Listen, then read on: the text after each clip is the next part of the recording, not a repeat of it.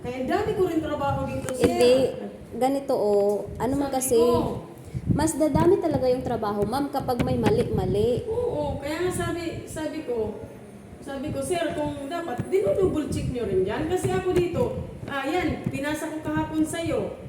Kompleto na yun yung mga pangalan, tama na yun. Kasi lahat ng 201 files, kinuha ko dyan.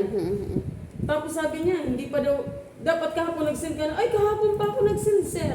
Ang dami namin ginagawa dito. Pareho lang tayo talaga nito. Rason-rason lang yan. Pareho lang talaga tayo nito, maraming ginagawa. Ako nga dito, ang dami, nasa payroll ako. Kasi, dito pera na bibitawan. no matter what, kung anong daming ginagawa mo, kung tinatama mo yung mga mali dyan.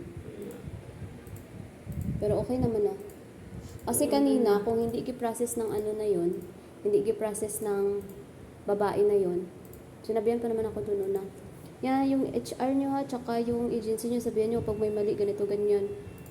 Naku, kanina sabihan ko talaga, anong purpose naman na hihingi ka pa ng ID ko? Ng valid ID namin? Oo, naku, mali doon. Kung ayaw mo rin naman itama dyan, kasi gusto mo talaga yung sa email talaga, bobo ka ba? Ay, naku, nakakabisi talaga, uy. Ganito ba talaga dito sa Pilipinas, ano? Kaya walang, hindi umuunlad, piste.